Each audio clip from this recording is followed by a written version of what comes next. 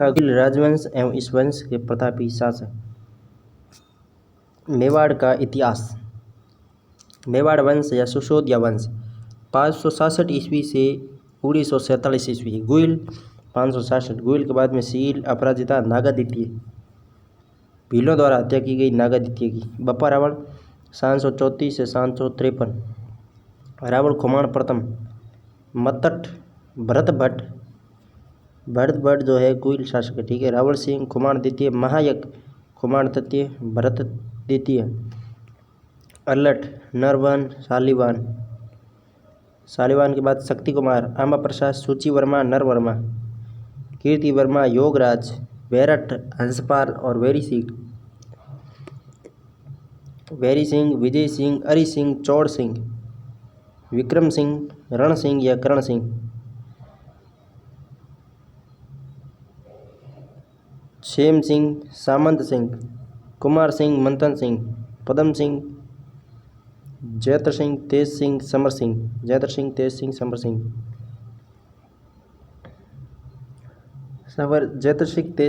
सिंह। उसके बाद में रतन सिंह अमीर, उसके बाद में क्षेत्र सिंह, लक्ष्य सिंह, रतन सिंह अमीर, क्षेत्र सिंह, लक्ष्य सिंह। मोकड़, कुंबा, उदा के बाद में रायमल के बाद में सांगा के बाद में रतन सेकंड,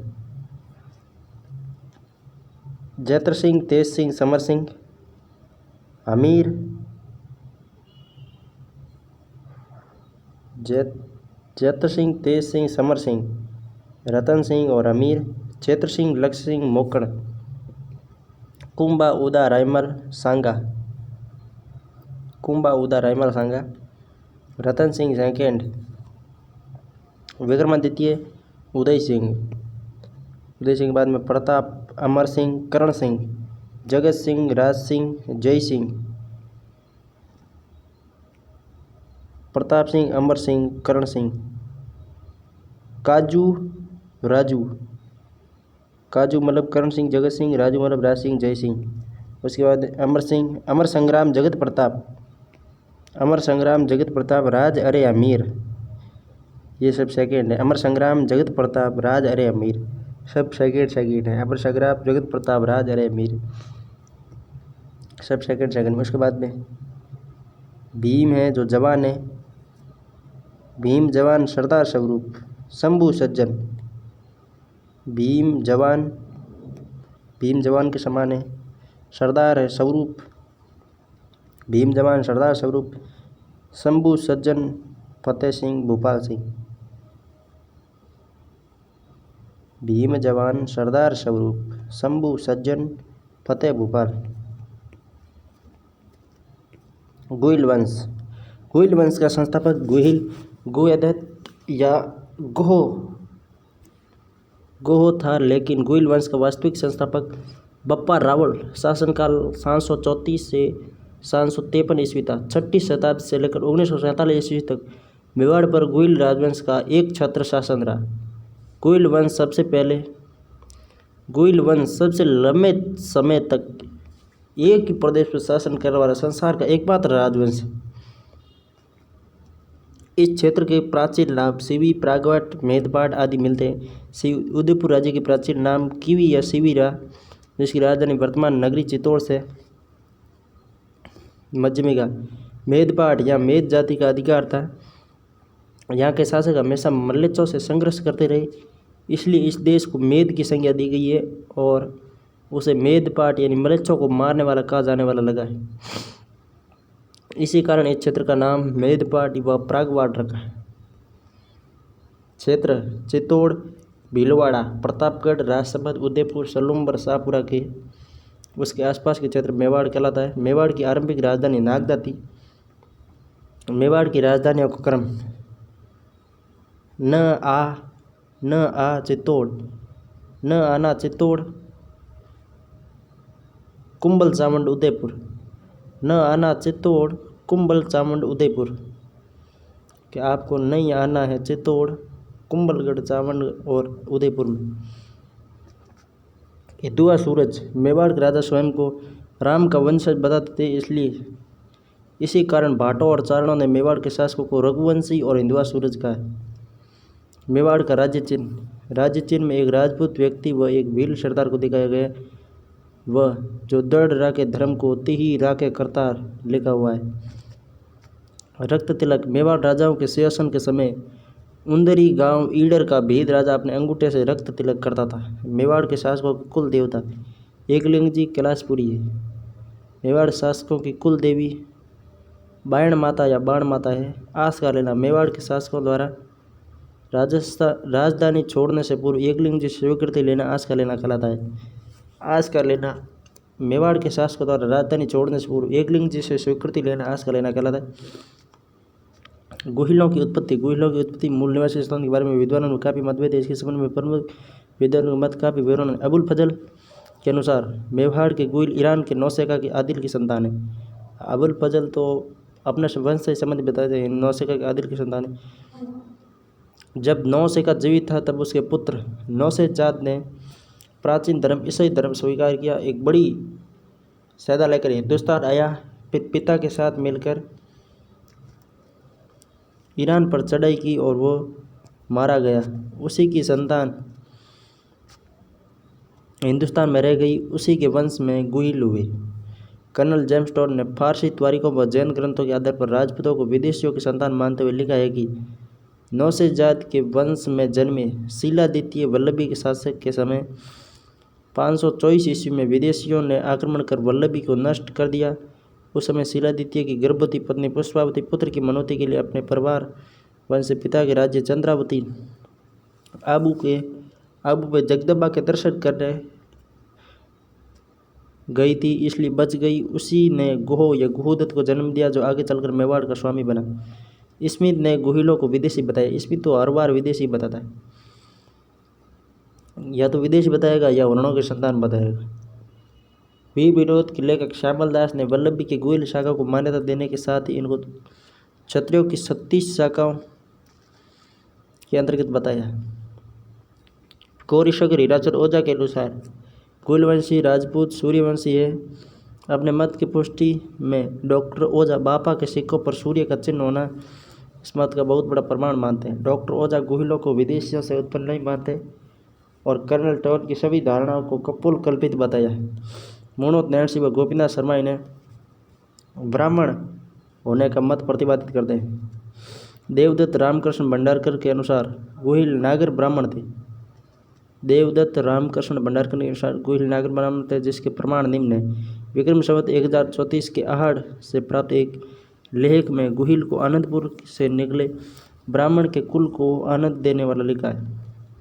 रावल समर सिंह की प्रशस्ति 724 में बाबा के लिए विप्र शब्द का प्रयोग किया गया है। कुंभलगढ़ प्रशस्ति 1460 एकलिंग मातम्य में राणा को आनंदपुर वडनगर से निकले ब्राह्मण वंश को आनंद देने वाला लिखा है। मनोज नैणसी ने अपनी ख्यात में गुहिलों की 24 शाखाओं का जिक्र किया है। कर्नल टॉड ने अपने गुरु ज्ञानचंद्र जैन यति ज्ञानचंद्र मांडलकर के संकल्प के आधार पर गुहिलों की 24 शाखाओं को माना है। इसमें कल्याणपुर के गुहिल, वागड़ के गुहिल, चाकसू के गुहिल, मारवाड़ के गुहिल, धौड़ के गुहिल, काठियावाड़ के गुहिल और मेवाड़ के गुहिल आदि अधिक प्रसिद्ध थे। मेवाड़ का गुहिल शिलादित्य। किंवदंती के अनुसार गुर्जर राज्य में केहर नामक नगर था, जिसमें देवादित्य नामक ब्राह्मण व उसकी पुत्री सुभागा देवी रहती थी। सुभागा विवाह की रात विधवा हो गई। उसके गुरु ने उसे बीज मंत्र की शिक्षा दी। एक दिन सुभागा ने असावधानी से उस मंत्र का उच्चारण किया, जिससे सूर्य भगवान प्रकट हुए और सुभागा गर्भवती हो गई। देवादित्य ने लोक लाज के भय से सुभागा को वल्लभीपुर भिजवा दिया, जहाँ सुभागा के एक पुत्र को जन्म दिया। जब वह बड़ा हुआ तो उसके सहपाठी उसके पिता का नाम पूछते और अपमानित करते। एक दिन वह अपनी माँ के पास आया और पिता का नाम पूछा। तभी सूर्य भगवान प्रकट हुए। उन्होंने सारी बात बताकर एक पत्थर का टुकड़ा उसे दिया और कहा कि इसको हाथ में रखकर तुम किसी को भी छुओगे तो वह तत्काल गिर जाएगा। उसी पत्थर की सहायता से उसने वल्लभीपुर के राजा को हराकर वहाँ का शासक बन गया। उसी समय से उसे शिलादित्य यानी सील मतलब पत्थर हाथ में रखने के कारण शिलादित्य काला जलन लगा। शिलादित्य के समय 524 ईस्वी में विदेशियों ने आक्रमण कर वल्लभी को नष्ट कर दिया। उस समय शिलादित्य गर्भवती पत्नी पुष्कलावती पुत्र की मनौती के लिए अपने परमार वंशीय पिता के राज्य चंद्रवती आबू में जगदम्बा के दर्शन करने गई हुई थी, इसलिए बच गई। वापस वल्लभीपुर जाते समय विनाश का समाचार मिला तो पुष्पावती सती होना चाहा, लेकिन गर्भवती होने के कारण सती होना संभव नहीं था। पुष्पावती ने सहेलियों के साथ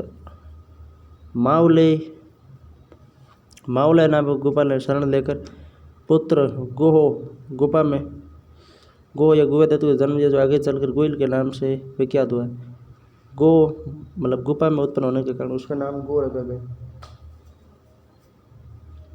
एक गुफा के पास ही वीरनगर नामक गांव था, जिसमें कमलावती नामक एक ब्राह्मणी रहती थी। रानी पुष्पावती ने कमलावती को अपने पुत्र का दायित्व सौंपकर सती हो गई। बालक गुफा में पैदा हुआ था, अतः कमलावती ने उसका नाम गुह रखा, जो आगे चलकर गोहिल के नाम से विख्यात था। गुहिल या गुहिलादित्य गोहिल का लालन पालन कमलावती ब्राह्मण ने किया। उसी वीरनगर के पास ईडर नामक भील साम्राज्य था। गो उसी साम्राज्य में जानवरों का शिकार करता था। भील लोग गो का बड़ा आदर करते थे। एक दिन खेल खेल में भील बच्चों ने गो को उचित व योग्य समझकर अपना राजा चुन लिया। एक भील बालक ने भीलों के वृद्ध राजा मांडली को यह वरदान सुनाया तो राजा प्रसन्न हुआ और उन्हें गो को अपना राज्य सौंप दिया और स्वयं ने राजकार्य से संन्यास ले लिया। इसी के वंशज आगे चलकर गोहिल या गुहोदत्त के नाम से विख्यात हुए। उपनाम गोहिल वंश का संस्थापक, गोहिलों का मूल पुरुष या आदि पुरुष। वैसे तो गोहिल का ठीक समय ज्ञात नहीं है, पर डॉक्टर गौरीचंद्र यशवंत ओझा के अनुसार 566 ईस्वी के आसपास अपना शासन स्थापित किया था। 566 में अपना राज्य स्थापित किया। इसके बाद गोहिल की 8वीं पीढ़ी तक ईडर राज्य पर शासन रहा। इस दौरान सील व अपराजिता नाम के 2 राजाओं का वर्णन शिलालेखों में मिलता है। सील 646 के सामूली शिलालेख उदयपुर, जिसे गौरीचंद्र ओझा ने अजमेर संग्रहालय में सुरक्षित रखा था। इस शिलालेख से मेवाड़ के गोहिल राजा सील या शिलादित्य का वर्णन मिलता है। उसके बाद में अपराजिता 661 ईस्वी का नागदा उदयपुर के कुंडेश्वर महादेव मंदिर से डॉक्टर ओझा को मिले अपराजिता का शिलालेख, जो वर्तमान में उदयपुर के विक्टोरिया और संग्रहालय में सुरक्षित है। इस शिलालेख में गोहिल वंश के तेजस्वी राजा अपराजिता की विजय व विष्णु मंदिर के निर्माण का उल्लेख है। नागादित्य गोहिल की 8वीं पीढ़ी में नागादित्य नामक राजा हुआ, जिसके दुर्व्यवहार से नाराज होकर भीलों ने लगभग 727 ईस्वी में जंगल में घेर कर उसकी हत्या कर दी। ईडर पर पुनः अपना अधिकार जमा लिया। उस समय नागादित्य का पुत्र बप्पा मात्र 3 वर्ष का था। बप्पा या बापा 734 ईस्वी से 753 ईस्वी में कर्नल टॉड के अनुसार भीलों द्वारा नागादित्य की हत्या के बाद राजपूतों को उसके 3 वर्षीय पुत्र बापा के जीवन की चिंता सताने लगी। उसकी विधवा रानी ने अपने पुत्र बप्पा को वीरनगर की कमलावती के वंशज को गोहिल राजवंश के कुल पुरोहित थे उस नागर जाति के ब्राह्मणों को सौंप दिया। उन्होंने प्रारंभ में बापा को भांडेर दुर्ग दैत्या मध्य प्रदेश में रखा। उस जगह को सुरक्षित नाम मानकर बापा को लेकर पराशर नामक स्थान पहुँचे। इसी के पास त्रिकुट पर्वत की तलहटी में नागेंद्र नामक नगर, वर्तमान नागदा था। उन्हीं ब्राह्मणों ने नागदा में बापा का लालन पालन किया। बापा नागदा में उन ब्राह्मणों की गाय चराता था। उनमें से एक गाय सुबह ज़्यादा दूध देती व शाम को दूध नहीं देती। तब ब्राह्मणों को बापा पर संदेह हुआ और वास्तविकता जाननी चाहिए तो देखा कि वह गाय जंगल में एक गुफा में जाकर बेल के पत्तों के ढेर पर अपना धार छोड़ रही थी। उन्होंने पत्तों को हटाया तो वहाँ पर एक शिवलिंग था। वही शिवलिंग के पास समाधि लगे हुए एक योगी थे। बापा ने उस योगी हरित ऋषि की सेवा करनी प्रारंभ कर दी। इस प्रकार से एकलिंग जी के दर्शन हुए और उसका हरित ऋषि से संपर्क हुआ। नयन सिंह ने लिखा है कि बापा अपने बचपन में हरित ऋषि की गाय चराता था। इस सेवा से प्रसन्न होकर हरित ने राष्ट्रसेनी देवी की आराधना से बापा के लिए राज्य मांगा। देवी ने ऐसा ही हो का वरदान दिया। इसी तरह हरित ने महादेव का ध्यान किया। जैसे एकलिंग जी का लिंग प्रकट हुआ, हरित ने महादेव को प्रसन्न करने के लिए कठोर तपस्या जी से प्रसन्न होकर हरित को वरदान मांगने को कहा। हरित ने महादेव से बाबा के लिए मेवाड़ का राज्य मांगा। जब हरित स्वर्ग को जा रहे थे तो उन्होंने बापा को बुलाया, लेकिन बापा ने आने में देर कर दी। बापा उड़ते हुए विमान के निकट पहुंचने के लिए 10 हाथ शरीर बढ़ गए। हारित ने बप्पा को मेवाड़ राज्य तो वरदान में दे दिया, परंतु वे बप्पा को हमेशा के लिए अमर करना चाहता था। इसलिए उसने अपने मुंह का पान बप्पा को देना चाहा। वो उसके मुंह में न पड़ पैरों में पड़ा। हारित ऋषि ने कहा कि पान तुम्हारे मुंह में गिरता तो तुम अमर हो जाते, फिर भी तुम्हारे पैरों में पड़ा है तो तुम्हारे अधिकार से मेवाड़ राज्य नहीं हटेगा।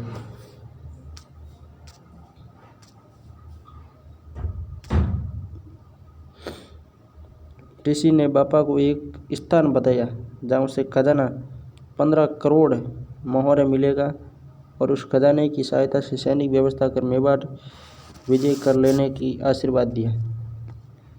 बप्पा नाम अथवा विरुद्ध के संबंध में धारणा।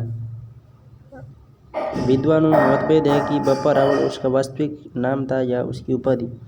रामलदास ने अपने पुस्तक वीर विनोद में उसे सील का पुत्र महेंद्र कहा है। बप्पा किसी राजा का नाम नहीं अपितु किताब था। कर्नल टॉड ने उसका वास्तविक नाम सील बताया। सील का ही नाम बापा था। प्रोफेसर रामकृष्ण भंडारकर ने उनका नाम खुमाण बताया। पंडित गौरीशंकर ओझा का विचार है कि बापा उपाधि थी, परंतु वह सील की या महेंद्र की या खुमाण की उपाधि न थी, वह तो काल भोज की थी। सीवी वैद्य ने बापा की तुलना चार्ल्स मार्टेल से की है, जो एक फ्रांसीसी सेनापति था जिसने यूरोप में सर्वप्रथम मुसलमानों को परास्त किया था। सीवी वैद्य चार्ल्स मार्टेल से बापा की तुलना की। विद्वान में काव्य मतभेद के बाद भी डॉक्टर ओझा का मत ज़्यादा प्रमाणिक माना जाता है कि बप्पा रावल का मूल नाम कालभोज था। बापा कालभोज की एक उपाधि थी। पापा का समय जिस प्रकार बप्पा शब्द पर विद्वानों में मत कि नहीं, उसी पर बप्पा समय की विवाद स्पष्ट है। श्यामलदास ने बप्पा का द्वारा मौर्य से चित्तौड़ लेने का काल 734 ईस्वी तथा डॉक्टर ओझा ने चित्तौड़ लेने का समय 713 ईस्वी के बाद मानकर बप्पा का समय 734 से 754 ईस्वी स्वीकार किया गया।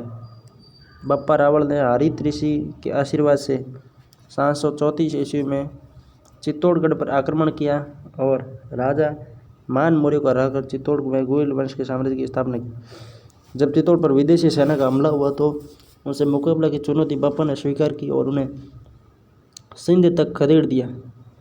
बप्पा ने चित्तौड़ पर अधिकार कर हिंदू सूरज, राजगुरु व चकवे चारों दिशाओं को जीतने वाला की उपाधियां धारण की।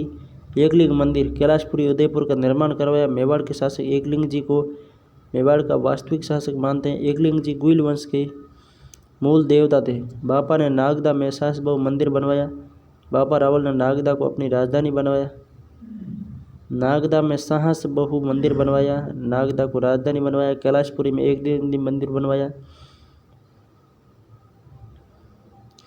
बप्पा रावल ने सोने के सिक्के चलाए, जिनके एक तरफ त्रिशूल का चिन्ह, दूसरी तरफ सूर्य अंकित था, जो 115 ग्रहण का था। बापा की मृत्यु के समय में मान्यता है कि उसने अपने अंतिम दिनों में खुरासान पर विजय प्राप्त की और अंत में उसकी वहीं पर मृत्यु हुई, लेकिन वास्तविकता यह है कि बप्पा की मृत्यु नागदा में हुई थी। बप्पा रावल की समाधि एकलिंग जी से कुछ दूरी पर स्थित नागदा में है। 753 ईस्वी में बप्पा रावल ने संन्यास ले लिया। स्रोत एकलिंग प्रशस्ति 1488। गौरीशंकर यशवंत ओझा के शब्दों में बापा स्वतंत्र, प्रतापी और एक विशाल राज्य का स्वामी था। खुमाण काल भोज का पुत्र था। रावण खुमाण के बाद मेवाड़ राज्य अंधकार की ओर जाने लगा। मत्तट के बाद में भरत भट्ट या वहत भट्ट, रावल सिंह, खुमाण सिंह द्वितीय, महायक। खुमाण प्रथम से लेकर महायक तक के शासकों का कोई विशेष वर्णन उपलब्ध नहीं होता है। इस काल में यहाँ के शासक दक्षिणी पश्चिमी मेवाड़ के शासक मात्र रह गए थे। इनकी राजधानी नागदा थी। इन्होंने राष्ट्रकूटों, प्रतिहारों और परमारों के सहायक या सामंत के रूप में कार्य किया। खुमाण तृतीय, भरत भट्ट द्वितीय, जो खुमाण तृतीय का पुत्र था। भरत भट्ट द्वितीय आहड़पुर या आहड़ लेक में भरत भट्ट द्वितीय को तीनों लोकों का तिलक बताया। भरत भट्ट द्वितीय को तीनों लोकों का तिलक आहड़ के लेख में बताया। राष्ट्रकूट वंश की राजकुमारी माँ लक्ष्मी के साथ 942 ईस्वी में विवाह हुआ। 942 के प्रतापगढ़ अभिलेख में इन्हें महाराजाधिराज की उपाधि दी गई। अल्लठ भरतभट्ट द्वितीय व महालक्ष्मी का पुत्र, ख्यातों में इसे आलू रावल या अल्लठ कहा गया है। इन्होंने हूण राजकुमारी हरिया देवी से विवाह किया। इसकी जानकारी 1034 की शक्ति कुमार के शिलालेख से स्पष्ट होती है। अपने ननियाल पक्ष राष्ट्रकूटों की सहायता से साम्राज्य विस्तार किया। इन्होंने मेवाड़ में पहली बार नौकरशाही की शुरुआत की। अल्लठ ने मेवाड़ में सर्वप्रथम नौकरशाही की शुरुआत की। अल्लठ ने आहड़ को अपनी राजधानी बनाया। इससे पहले गुइल वंश की राजधानी नागदा थी। नागदा आहड़ में वरह मंदिर का निर्माण करवाया। आदि वरह या वरा मंदिर। अल्लठ ने 953 ईस्वी में शिलालेख सारणेश्वर प्रशस्ति से प्रमाणित होता है। अल्लठ एक संपन्न और सफल शासक था। उसके समय में मेवाड़ व्यापारिक केंद्र भी बन गया था। 977 ईस्वी की आड़ के देवी कुल्ले का लेख में अल्लठ के संबंध में लिखा है कि उसने अपनी भयानक गदा से अपने प्रबल शत्रु देवपाल को युद्ध में मारा। नरवानी अल्लठ का पुत्र था। उसके चौहानों से अच्छे संबंध थे। चौहान राजा जयजय की पुत्री से विवाह किया। नरवैन ने जयजय की पुत्री से विवाह किया। नाथ प्रशस्ति 971 ईस्वी व शक्ति कुमार के समय के आहड़ के लेख से मालूम होता है कि नरवान एक पराक्रमी और योगी शासक था। नरवान शिव का उपासक था। नोट नरवान के बाद मेवाड़ के गुइल वंश की शक्ति का हास्य शुरू हो गया। सालेवान शक्ति कुमार। इसके समय पहली बार गुइलों को अपना मूल प्रांत चित्तौड़ छोड़ना पड़ा। मालवा के शासक परमार राजा वागपति मुंज ने आहड़ को नष्ट कर चित्तौड़ दुर्ग व आसपास की तरफ अधिकार कर लिया। मुंज के उत्तराधिकारी भोज परमार सिंधु राज का पुत्र ने चित्तौड़ में रहते हुए त्रिभुवन नारायण या शमिदेश्वर मंदिर का निर्माण करवाया। आहड़ के देवी कुल्ले का लेख से उल्लिखित है। त्रिभुवन नारायण या शमिदेश्वर मंदिर का निर्माण भोज परमार द्वारा कराया गया। कोमलगढ़ प्रशस्ति के अनुसार भोज परमार ने नागदा में भोजसर तालाब बनवाया। भोजेश्वर तालाब नागदा उदयपुर में। आंबा प्रसाद एक निर्बल शासक था जो चौहान राजा वागपति राज द्वितीय से परास्त होकर युद्ध में मारा गया। सूची वर्मा आंबा प्रसाद का छोटा भाई था। नरवैन कीर्ति वर्मा योगराज वेरेट हंसपाल वेरी सिंह विजय सिंह अरि सिंह चौड़ सिंह विक्रम सिंह। नोट आंबा प्रसाद लेकर विक्रम सिंह तक के इतने प्रतिभा संपन्न नहीं थे। मेवाड़ में कोई शक्ति को पुनः वापस ला नहीं सके। इनके बारे में हमें बहुत कम जानकारियाँ मिलती है। अगला है रण सिंह या करण सिंह। इसके बाद विक्रम सिंह का पुत्र रण सिंह शासक बना। इसे करण सिंह भी कहते हैं। रण सिंह को करण सिंह भी कहते हैं। इन्होंने आहोर के पर्वत पर एक किला बनवाया। रण सिंह के सेम सिंह व रप नामक दो पुत्र थे। करण सिंह की छतरी आड़ में स्थित है। इसी के शासनकाल में गुइल वंश के दो शाखाओं में बट गया। रण सिंह या करण सिंह के समय गुइल वंश दो शाखाओं में बटा। पहली थी वो थी क्षेत्र सिंह, दूसरी थी राप। सेम सिंह से रावल शाखा, राप से राणा शाखा। रावल शाखा ने मेवाड़ पर शासन किया। राप एक तो सेम से रण सिंह या करण सिंह के दो पद थे। सेम सिंह राप। सेम सिंह से राणा शाखा, राप से राणा शाखा, सेम सिंह से रावल शाखा। सेम सिंह ने मेवाड़ पर शासन किया। राप ने सिसोदा ठिकाने की शुरुआत की और सिसोदिया कहलाई। मेवाड़ के शासन करने वाले सेम सिंह की रावल शाखा का अंत रतन सिंह के समय हुआ। तब राप राणा शाखा के सिसोदा ठिकाने ने मेवाड़ पर शासन शुरू किया। सेम सिंह रावल शाखा की शुरुआत कर मेवाड़ का शासक बना। इसके दो पुत्र हुए सामंत सिंह और कुमार सिंह। सामंत सिंह ने 1174 ईस्वी के आसपास कुमार पाल सोलंकी के भतीजे अजय पाल को हराकर चित्तौड़ किले पर गुहिलों का पुनः अधिकार कराया। इसका विवाह अजमेर के चौहान शासक पृथ्वीराज द्वितीय की बहन पृथ्वीबाई से हुआ। नाडोल के चौहान शासक कीर्तिपाल व पृथ्वीराज द्वितीय के बीच अनबन होने पर कीर्तिपाल चौहान ने मेवाड़ पर 1177 में आक्रमण कर अधिकार कर लिया। सामंत सिंह 1178 में वागड़ में जाकर अपना राज्य बनाया। बड़ौदा को अपनी राजधानी बनाया। उसके बाद उसका अल्पवयस्क भाई कुमार सिंह मेवाड़ का शासक बना। सामंत सिंह 1192 में पृथ्वीराज चौहान तृतीय की तरफ से मोहम्मद गोरी के विरुद्ध लड़ते हुए मारा गया। मेवाड़ का सामंत सिंह पृथ्वीराज तृतीय की ओर से मोहम्मद गोरी के विरुद्ध लड़ता मारा गया। जब कुतुबुद्दीन ऐबक ने मेवाड़ पर आक्रमण किया तब राजमाता करमवती सामंत सिंह की पटरानी ने मेवाड़ सेना का नेतृत्व करते हुए आमेर के निकट तुर्क सेना को पराजित किया। कुमार सिंह सामंत सिंह का भाई कुमार सिंह 1179 में कीर्तिपाल चौहान को हराकर मेवाड़ का शासक बना। मंथन सिंह का पुत्र था पदम सिंह। जैत्र सिंह 1213 में जैत्र सिंह शासक बना। पदम सिंह का पुत्र था। इसके शासन से पूर्व नाडोल के चौहान शासक कीर्तिपाल ने सामंत सिंह के समय मेवाड़ पर अधिकार कर लिया। इसका बदला लेने के लिए जैत्र सिंह ने चौहान शासक उदय सिंह पर चढ़ाई कर दी। तब नाडोल को बचाने के लिए उदय सिंह ने जैत्र सिंह से संधि कर ली। अपनी पौत्री रूपा देवी का विवाह जैत्र सिंह के पुत्र तेज सिंह के साथ किया। जैत्र सिंह, तेज सिंह, समर सिंह। उदय सिंह ने अपनी पौत्री रूपा देवी का विवाह तेज सिंह के साथ कर मेवाड़ और नाडोल के वैर को समाप्त किया।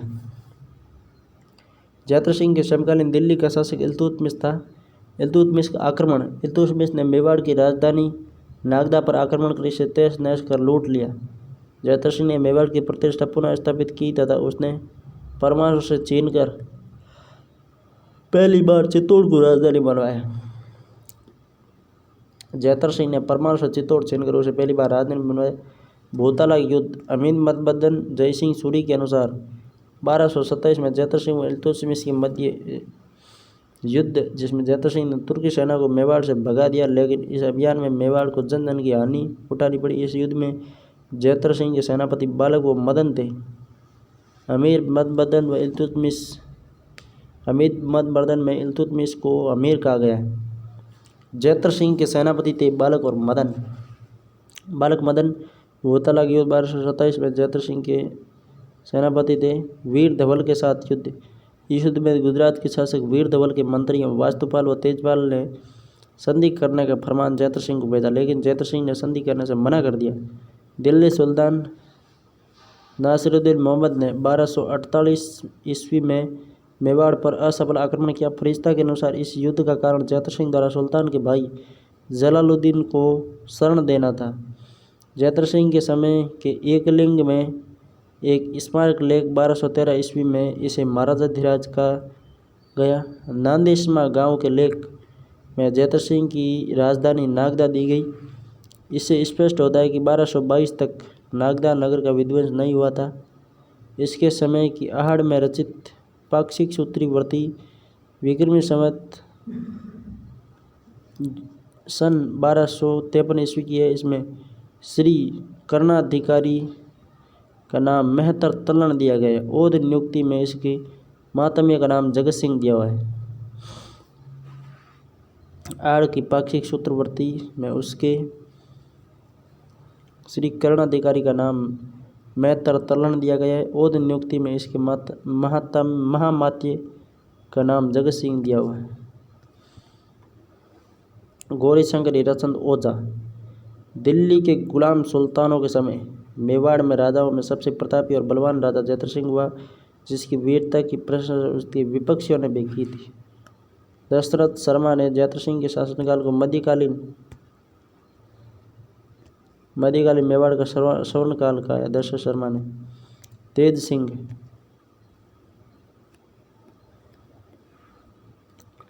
जैत्र सिंह के बाद उसका पुत्र तेज सिंह शासक बना, जो प्रतिभा संपन्न और शक्तिशाली था। तेज सिंह ने परम भट्टारक, महाराजा धीराज, परमेश्वर, उमापति, वल्लभदेव, प्रौढ़ प्रताप आदि उपाधि धारण की। गयासुद्दीन, उमापति, वल्लभदेव, प्रौढ़ प्रताप। तेज सिंह ने गयासुद्दीन बलबन का आक्रमण 1253 ईस्वी में दिल्ली के शासक बलबन ने रणथंभौर, बूंदी व मेवाड़ पर आक्रमण किए। तेज सिंह ने उसके आक्रमण को असफल कर दिया। तेज सिंह की रानी जैतल देवी ने चित्तौड़ में श्याम पार्श्वनाथ मंदिर का निर्माण करवाया। शावक प्रतिक्रमक सूत्र चूर्णी। मेवाड़ चित्रकला शैली का ताड़पत्र पर चित्रित प्रथम उपलब्ध ये ग्रंथ 1260 में आहड़ में तेज सिंह के शासनकाल में चित्रित हुआ। समर सिंह। समर सिंह 1267 से 1302 में। तेज सिंह का पुत्र था जैतर सिंह का पुत्र तेज सिंह का पुत्र था समर सिंह। कुंभलगढ़ परिस्थिति में समर सिंह को शत्रुओं की शक्ति का अपहरणकर्ता कहा गया है। आबू शिलालेख में तुर्कों से गुजरात का उद्धार कहा गया है। संभवतः बलबन के किसी सेनापति से लड़ाई हुई थी, किसकी? समर सिंह की। चीरवे का लेख समर सिंह को शत्रुओं का सार करने में सिंह के सदृश और शूर कहा गया। चीरवा का लेख समर सिंह के समय का बहुत इंपॉर्टेंट। आचार्य जिनभद्र सूरी ने तीर्थ क्लब के अनुसार 1299 ईस्वी में अलाउद्दीन का सेनापति उलुग का गुजरात अभियान के लिए जा रहा था। समर सिंह ने उसी शाही सेना से दंड लेकर धन लेकर आगे बढ़ने दिया। समर सिंह के समय रत्नप्रभ सूरी एवं पार्श्वचंद्र नामक दो प्रसिद्ध जैन विद्वान थे। उस समय के प्रसिद्ध शिल्पी और कलाकारों में पदम सिंह, केल सिंह, शिल्पी केलन, शिल्पी कर्म सिंह।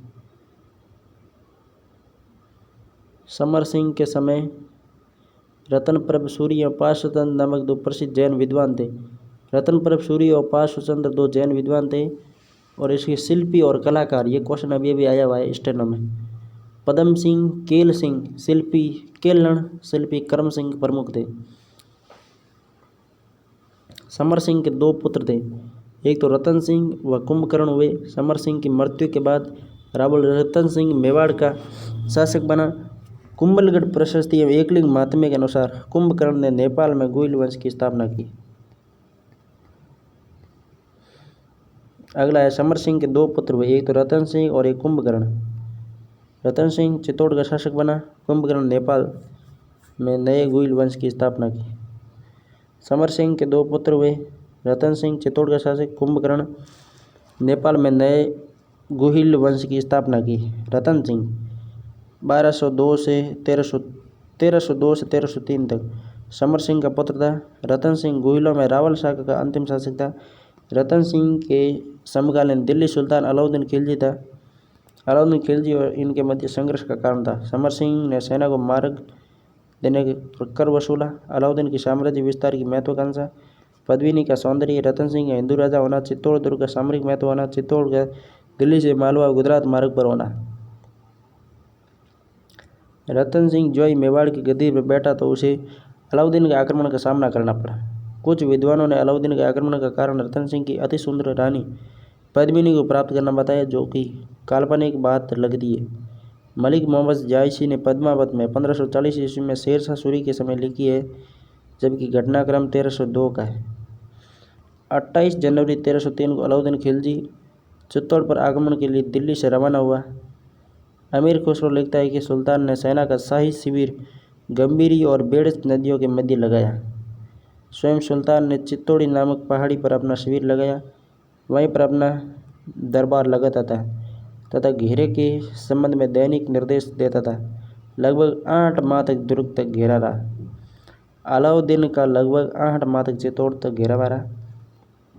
लक्ष्मण सिंह सिसोदिया, इस दौरान कई छोटे मोटे युद्धों में सिसोदा का संबंध लक्ष्मण सिंह अपने 7 पुत्रों से लड़ते हुए मारा गया। जब चारों ओर सर्वनाश दिखाई दे रहा था तो बचने का कोई उपाय नहीं नजर आ रहा था, तब रानी पद्मिनी ने 1600 राजपूत महिलाओं के साथ जौहर कर लिया। रतन सिंह ने गोरा, पद्मिनी के चाचा बादल पद्मिनी के भाई के नेतृत्व में राजपूतों ने केसरी अवस्था धारण कर चित्तौड़ दुर्ग के फाटक खोलकर शत्रुओं पर टूट पड़े और वीर गति को प्राप्त हुए। ये चित्तौड़ का प्रथम शाखा था। अमीर खुसरो के अनुसार 26 अगस्त 1303 को अलाउद्दीन खिलजी का चित्तौड़ पर अधिकार हो गया।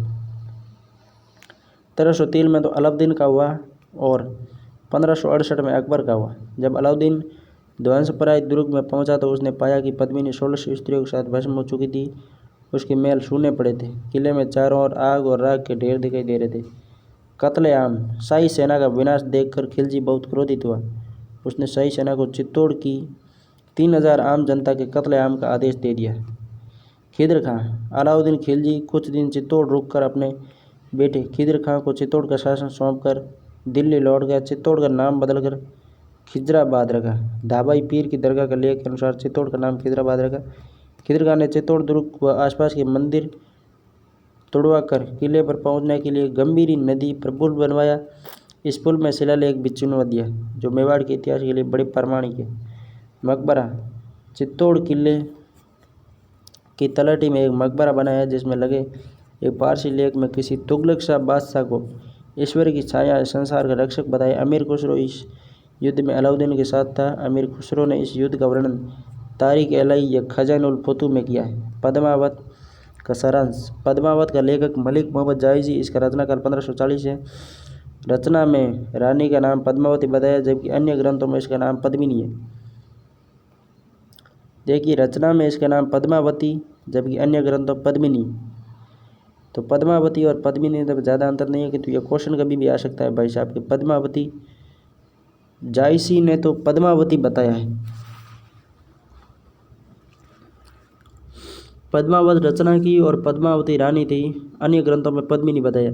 सारा शेष द्वीप की राजा गंधर्वसेन व रानी व चंपावती की पुत्री गंधर्वसेन की पुत्री व चंपावती, गंधर्वसेन व चंपावती की पुत्री जो अति सुंदर थी। पद्मिनी के पास एक सुशिक्षित तोता हीरामन था जो एक दिन पिंजरे से उड़ गया, जो एक शिकारी के हाथ लगा। शिकारी ने उसे ब्राह्मण को और ब्राह्मण ने उसे रतन सिंह चित्तौड़ को बेच दिया। उस तोते से राजा को राजकुमारी पद्मिनी की सुंदरता का पता चला तो वह जोगी के वेश में सिंहली द्वीप पहुंचा और पद्मिनी को देखा तो मंत्रमुग्ध हो गया। सिंहली के राजा गंधर्वसेन को